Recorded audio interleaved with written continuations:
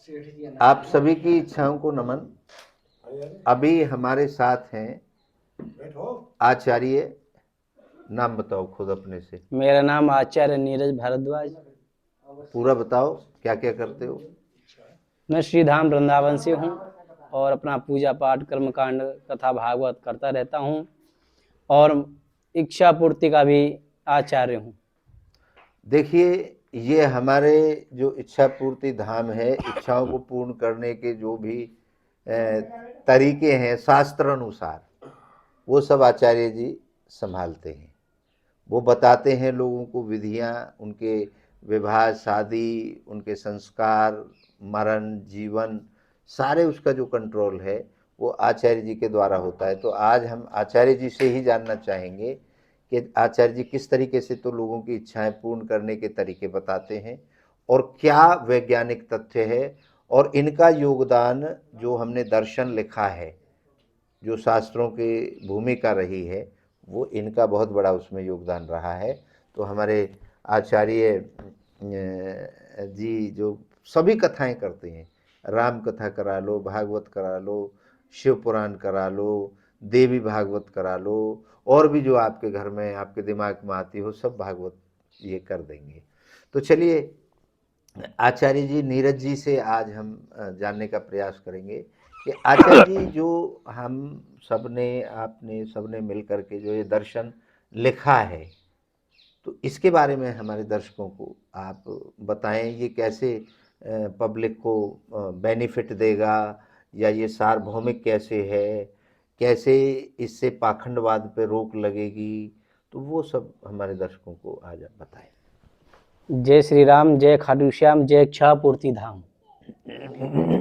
आज पूज्य महाराज जी का भी हमको सानिध्य मिल रहा है और इसके साथ साथ पूरे जगत को भी यहाँ पर इनका भी सानिध्य आप हम सब कर पा रहे।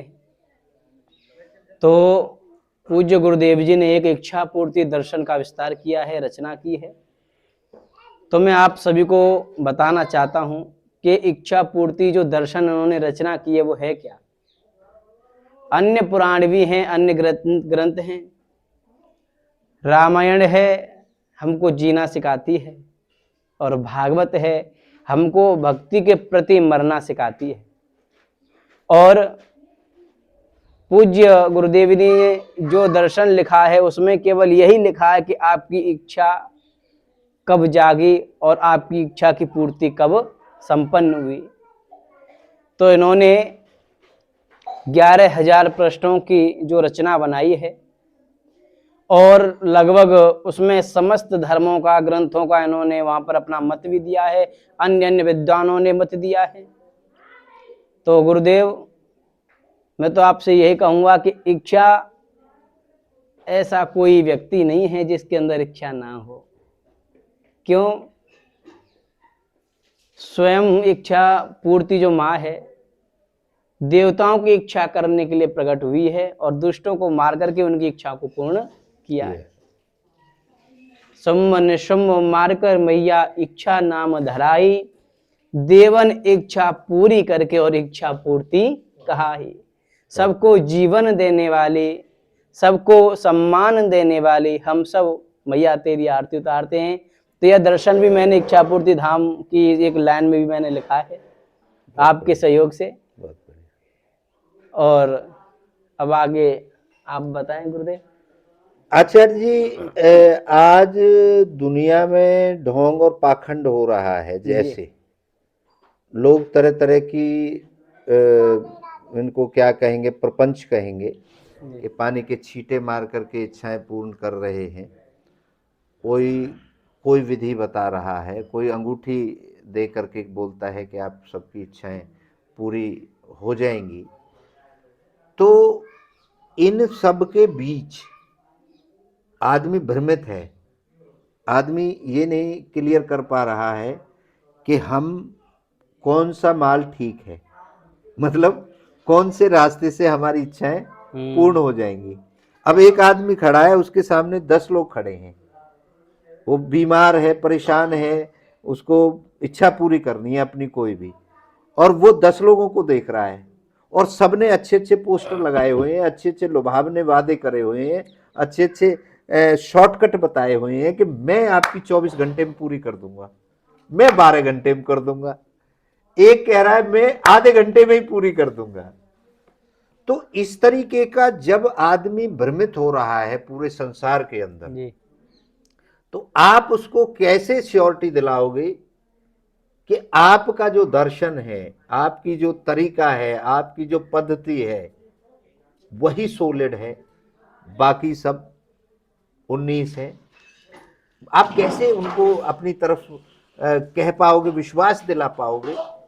क्या ऐसा नुस्खा है आपके पास या आपके दर्शन के पास जो आप उनको अपनी तरफ ले लोगे? सबसे पहले पीते रहिए। ना ना अच्छा, थैंक यू। हमारे दर्शन में ऐसा लिखा है कि सबसे पहले हमारे दर्शन में कोई पाखंड नहीं है, कोई जातिवाद नहीं है, क्योंकि हमारा दर्शन एक ही साध है, सब सदे और सब साध है, सद जाए। हमारा दर्शन यह दर्शाता है कि भैया यहाँ पर किसी का कोई पट नहीं लगा, यहाँ पर कोई जातिवाद नहीं है और न यहाँ पर कोई गरीब, ना कोई अमीर, ना कोई विद्वान, ना कोई अनपढ़। दर्शन तो केवल एक दर्शन मात्र से पूर्ण होता है। अब व्यक्ति कहते हैं कि दर्शन करने से हमारी इच्छा पूर्ण हो जाती है, तो ऐसा तो मुझे लग रहा है कि जगत में कोई भी मानव नहीं हुआ कि उसकी दर्शन करने से इच्छा पूर्ण हुई हो। और भैया इच्छा पूर्ण करने से पहले क्या होता है कि दो इच्छाओं का मिलन भी होता है। जीव गर्भ में आता है और गर्भ से जब बाहर निकल के आता है तब वह माया में फंस जाता है। वाह जी वाह, देखिए लड्डू और गुरु जी के यहाँ से लड्डू। जब वह जीव माया में आ जाता है तो फिर जब बड़ा होता है तो गुरुदेव क्या होता है कि फिर वह संबंध बनाना प्रारंभ हो जाता है कि मेरे चाचा हैं, मेरे ताऊ हैं। क्या ना, इच्छा बढ़ती जा रही है, इच्छा का यहाँ पर भी कोई समापन नहीं हुआ। जब बड़ा होता है, समझने के योग्य होता है, पढ़ लिखने के लिए भेज दिए जाते हैं, पढ़ लिख करके जाते हैं, नौकरी लग जाती है। लेकिन नौकरी लगने के बाद भी फिर एक व्यक्ति क्या सोचता है कि मेरा प्रमोशन होना चाहिए, इच्छा है मन में, प्रमोशन भी हो जाता है, अंत में बुढ़ापा भी आ जाता है, सब कार्य हो जाते हैं, विवाह शादी हो जाते हैं। अंत में बुढ़ापे में यही कहता है कि कुछ न कुछ मैं भी मरते समय देखता चला जाऊं। लेकिन जो मेन पॉइंट है भगवत के चरणों में अपना मन लगाना, वह लगाना भूल जाता है और माया में आकर के वह फंस जाता है। कि कहते हैं कि माया माया सब भजे और माधव भजे न कोई, और जो माधव भजे जो मायापति वाकी होए।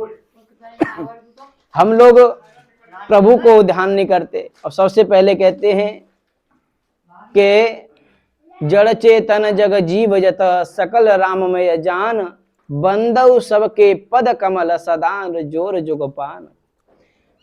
अब इधर देख लें, रामायण में भी भगवान श्री राम जो भी अपना दिनचर्या भी करते हैं तो सबसे पहले उनका जो वंदनीय है क्या है कि प्रातः काल उठ के रघुनाथा और मात पिता गुरु नावई माथा। यदि हमारी इच्छा पूर्ण हो सकती है तो केवल वही है संत ब्राह्मण और माता पिता गुरु हैं। वो हमको सदमार्ग बताएंगे कि आप इस मार्ग पर चलिए। यदि गुरु के वचन पर, संत ब्राह्मणों के वचन पर, माता पिता के वचनों पर हम अटल हैं, जैसे ध्रुव, माता ने कहा कि बेटा इस पिता की गोद में बैठने से क्या फायदा, और तेरी सौतेली माँ ने तो यह कहा है कि तू परम पिता परमात्मा की पहले तप कर। जब वह प्रसन्न हो जाए तो उनसे कहना कि मुझे माता की गोद, माता के घर में मुझे जन्म मिले। तो माँ ने कहा कि नहीं बेटा ध्रुव, उस परम पिता की परमात्मा की गोद में जाकर के बैठ, ये तो माया है, इसकी चक्कर में बैठने से कुछ नहीं होगा जी। और तो ध्रुव ने माता की शिक्षा ली और ध्रुव ने कहा कि मैया मैं कैसे कैसे प्रभु का भजन करूं, क्या करूं बताओ। तो माँ भी यही कहती है कि बेटा जो भगवान है वह हर जगह है, हर व्याप्त है, ईश्वर अंश जीव अविनाशी, वह जीव में भी है और बूढ़े बच्चे सब में भी है वो। और कहते मैया वो रहते कहाँ हैं? तो माता कहती है हरि व्यापक सर्वत्र समाना और प्रेम से प्रगटमय हो जाना। यदि हमको प्रभु को पाना है तो सबसे बड़ा साधन है, सरल साधन है, वह क्या है? भक्ति और भाव। भाव पहले हमारे अंदर आना चाहिए, भाव आएगा तो भक्ति आएगी, और भक्ति आएगी तो जो हमारी इच्छा है वो भी पूर्ति हो जाए। बहुत बढ़िया, यह कार्य है। बहुत बढ़िया। अब आचार्य जी ने जो आपको बताने का प्रयास किया, वो जो हमारे ग्रंथ हैं, जो हमारे दर्शन हैं पुराने, उनके हिसाब से बताने का प्रयास किया। हमारा दर्शन जो ढोंग और पाखंड कहता है, वो ये कहता है अगर आपका अनुभव नहीं है, जिसको हम मानते हैं, मानना हमारे हिसाब से आपकी इच्छा है मानने की, खूब मानिए, हम ये नहीं कहते मत मानिए, आपकी इच्छा है तो। लेकिन हमारा दर्शन ये लिखता है जो आपको अनुभव ना हो वो मानना है। अनुभव से हमारे दर्शन की शुरुआत होती है और बाकी दर्शन जितने विश्व में हैं वो मानने से शुरुआत होती है। आपको कठिन तपस्या करने के बाद फिर प्रभु की प्राप्ति होगी। हमारा दर्शन ये कहता है कि एक श्वास लेता हुआ बच्चा वो भी इच्छा को अनुभव करता है और एक मृत्युशैया पर लेटा व्यक्ति भी इच्छा को महसूस करता है। तो इसकी जो साधना है, आचार्य जी का कहने का मतलब ये है, इसकी जो साधना है वो जहां आप खड़े हो वहीं से शुरू हो जाती है और बाकी जो साधनाएं हैं, बाकी को जो मानते हैं पहले, फिर उसकी साधना एक प्रोसेस के थ्रू शुरू करनी पड़ती है। ये ढोंग और पाखंड है। देखिए अब रही इच्छा पूर्ति की बात, इच्छा पूर्ति के तरीके। जो जिस धर्म में जी रहा है उन धर्मों में मोस्ट ऑफ जो बेस बनाया गया है, जो एक प्रोसेस बनाया गया है, वो ठीक है। जैसे संकल्प लेना बनाया गया है। संकल्प किस चीज का है? इच्छा का। संकल्प कर लेना मतलब बीजारोपण कर देना कि मुझे ये करना ही करना है, और उसी का आपने भजन बना लिया कि मुझे गाड़ी लानी है जी, मुझे 26 जनवरी को गाड़ी लानी है जी, लानी है जी। तो ये एक संकल्प हो गया। लेकिन कुछ लोगों ने इसको पाखंड, ढोंग और धंधा बना लिया है। जैसे मैंने अभी आचार्य जी के सामने बात रखी थी कि अलग अलग बोर्ड लगा लिए हैं, मैं 12 घंटे में करता हूँ, मैं 24 में करता हूँ, मैं आधे घंटे में करता हूँ। ये पूरा ढोंग और पाखंड है। जैसे हम खेत के अंदर गेहूं बो के आते हैं, इस दुनिया में कोई ऐसी विधि नहीं बनी, कोई ऐसा मंत्र नहीं बना, कोई ऐसी योजना और चमत्कार नहीं बना जो 24 घंटे में उस अंकुर को वृक्ष बना करके उसमें से फल लगा दे। ऐसा बना है कोई? जी जी, बना है? भागवत भी कहती है हमारी निगमा कल्पतरोर गलितम फलम सुन लो। शुक मुखाद्रमृत अमृत संयुतम पिबत भागवतम रसमालयम मुहुर्मुहुरसिका भुवि भावुका। कहते हैं कि हमारे सनातन में, अन्य ग्रंथ की तो मुझे पता नहीं है, लेकिन सनातनी हूं तो सनातन की बात मैं करूंगा। भागवत भी कहती है जो निगम कल्पतरोर गलितम फलम, ये जो भागवत की रचना कहाँ से हुई? कहते हैं ब्रह्मा जी के पुत्र नारद जी हैं और नारद जी के द्वारा ये जो कथा वेद व्यास जी को सुनाई, और वेद व्यास जी ने केवल 4 श्लोक दिए भगवान नारायण ने, और 4 श्लोकों से उन्होंने मनन करते करते 18,000 श्लोक बना दिए। जब वह श्रीमद् भागवत पुराण बनकर के तैयार हुआ तब सोचने लगे जो चीज हो, मतलब शेरनी का दूध हो तो उसके लिए पात्र के साथ चाहिए स्वर्ण चाहिए। यह भागवत कथा को श्रवण करने का लिए जो पात्र है वह उत्तम चाहिए, वैष्णव चाहिए, भक्त चाहिए। तो उन्होंने सोचा कि मैं किसको सुनाऊं। तब याद आया कि मेरा ही पुत्र इस कथा का अधिकारी है, सुनने का सुखदेव। और महाराज इधर श्रुत जी भी कहते हैं प्रभु ये जो रस है भागवत रूपी जो रस है, इसमें जो कोई फल होता है, या तो जिस फल में तोते की नोक लग जाए तो हम लोग क्या समझते हैं उसे, ये मधुर होगा, मीठा होगा। तो इस भागवत रूपी जो फल है, इसमें सुखदेव रूपी तोते की जो नोक लगी है, वह यह भागवत रूपी फल बड़ा मधुर हो गया है। और कहते हैं इस फल में तो गांठ भी होगी, छिलका भी होगा। कहते नहीं नहीं, इसमें न गांठ है न छिलका है, और ये रस तो ऐसा महाराज, इसको हमेशा ये बिल्कुल रस ऐसा है कि यह डाल से डाल होते हुए नीचे आया है। यही रस है महाराज। और इस रस को पी करके राजा परीक्षित ने अपनी मोक्ष को प्राप्त किया। क्यों? तन मन से कथा को श्रवण किया प्रभु की को, और अंत में क्या हुआ है, जो इच्छा थी, उनको श्राप मिला कि 7 दिन में आपकी मृत्यु हो जाएगी, तो उनको कोई चिंता भी नहीं, और भगवान रूपी मिल गए सुखदेव, उन्होंने उनकी इच्छा को भी पूर्ण किया। अंत में होती इच्छा है कि मेरा मोक्ष कैसे हो, जब पूर्ति हो जाती है तो महाराज यही है कि कलयुग में तो सबसे बड़ी इच्छा यही है क्या, कि कलयुग केवल नाम आधारा, और सुमिर सुमिर नर उतरहि पारा। प्रभु का नाम लो और सत्पुरुषों की आप सेवा करें, वही हमारी इच्छा है। और पूर्ति कब होगी? जिस दिन संत ब्राह्मण भगवान का दर्शन हो जाए, इनका आशीर्वाद मिल जाए, तुम्हारी वह इच्छा है वो भी पूर्ति हो बहुत जाएगी। बढ़िया। अब आचार्य जी ने जो चीज बताई है वो हमारे धर्म शास्त्रों के अनुसार बताई है। हो सकता है ये बात दूसरे धर्म वालों को सूट ना करती हो, लेकिन हमारा दर्शन ये कहता है जिसके अंदर इच्छा है उसके लिए ये दर्शन है। जो अनुभव करना जानता है उसके लिए ये दर्शन है। जो अपनी इच्छा की पूर्ति का जो भी माध्यम वो रखता है उसके लिए ये दर्शन है। जिसके अंदर इच्छा रहती है उसके लिए ये दर्शन है। जो दो इच्छाओं के मिलन से पैदा हुआ है उसके लिए ये दर्शन है। जिसकी इच्छा पूरी ना हुई हो उसके लिए ये दर्शन है। और जो इच्छा पैदा करना और पूरी करना के अलावा अगर उस पर कोई काम है तो उसके लिए ये दर्शन नहीं है। उसके लिए ये दर्शन है जो केवल जीवन भर 2 ही काम करता हो, इच्छा पैदा करना और पूरी करना। ये दर्शन उन सब के लिए है। ये दर्शन 8.5 अरब लोगों के लिए है। उनको जीवन जीने की शैली बताता है। इच्छा जो होती है वो ना अच्छी होती है ना बुरी होती है। वो देश काल परिस्थिति के हिसाब से होती है, सिचुएशन के हिसाब से होती है।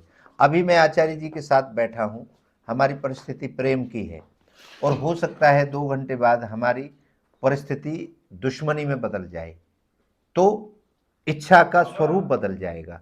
बदलती कौन सी इच्छा है? क्योंकि मूल है वो कभी नहीं बदलती। मूल जो इच्छा है वो माता की इच्छा है नाभि में, वो कभी नहीं बदलती। वो जब भी कुछ देगी तो अलौकिक देगी। और जो ये पिता की इच्छा है चलायमान है, ये फ्लैक्चुएट करती रहती है, ये बदलती रहती है। इसको चाहिए होता है। दुनिया का बाहर से जो देखा वो आया यहाँ पे और उसको नीचे बुवाई कर दी। अब जो माँ की इच्छा है, जो मूल इच्छा है, वो तो बुवाई को, अब जमीन के अंदर कोई भी कांटे बो के आ जाएं तो कांटे भी अच्छा जी उपजेंगे। पैदा होंगे, और फूल बो के आएंगे तो फूल भी पैदा हो जाएंगे। तो माँ की इच्छा में जो बोया जाएगा वो वही।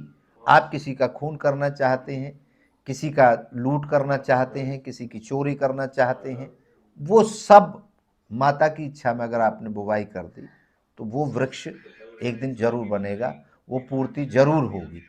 अगर आप, जैसे आचार्य जी ने कहा, जैसे हमारे सारे ग्रंथ कहते हैं कि आप परस्वार्थ के लिए काम करिए। अपने लिए तो एक पशु भी जीवित है, लेकिन आपके अंदर दया है, भाव है। क्योंकि शेर को कभी भी अपने भोजन को देख के अगर दया आ जाएगी, शिकार करने को लेकर दया आ जाएगी, तो शेर मर जाएगा।